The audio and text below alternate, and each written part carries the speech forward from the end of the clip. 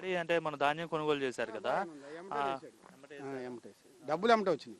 ఏంటి మరి గతంలో ఎట్లా పడేవి? గతంలో 2 నెలలు 3 నెలలు పడ్డప్పుడు పడ్డాయి అనుకునే వాళ్ళం. ఇవేమో 24 గంటల్లో పడ్డాయి. మా మనోహర్ కూడా వచ్చాడు మాకు, ఆ ఒడ్డప్పుడు వచ్చాడు. వచ్చి చూసి కల్లాలో కొనని చెప్పి వెళ్ళాడు.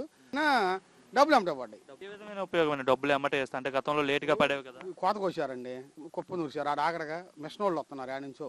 వాళ్ళకి చేలో దిగంగానే కట్టాలి. మరి ఈయన 3 నెలలు ఉంటే మేము ఏడ తెచ్చి కట్టగలం? అసలే దండక బేరం, ఇది ఎగసాయం దండక బేరం.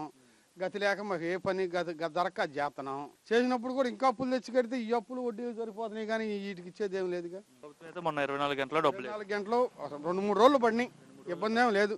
ఓవరాల్ గా ఈ ప్రభుత్వం పనితీరు 10 నెలలు చూసుకుంటే ఏమనిపిస్తుంది? ఇప్పుడు ఇవాళకి వెళ్ళొచ్చి ఇప్పుడు పెళ్ళాం పిల్లలు పుట్టరుగా, ఇప్పుడు జరుగుతూ ఉంది రన్నింగ్. ఇప్పుడు వరకు పద్ధతిగానే ఉంది. టైంకి ఇస్తున్నారు. టైం పెన్షన్ లేదు, పెన్షన్ వాళ్ళకి ఇప్పుడు వచ్చేసినాయి జనాలకి. వచ్చేస్తాయి కూడా వచ్చినాయి, లేకపోతే 4కి ఇస్తున్నారు.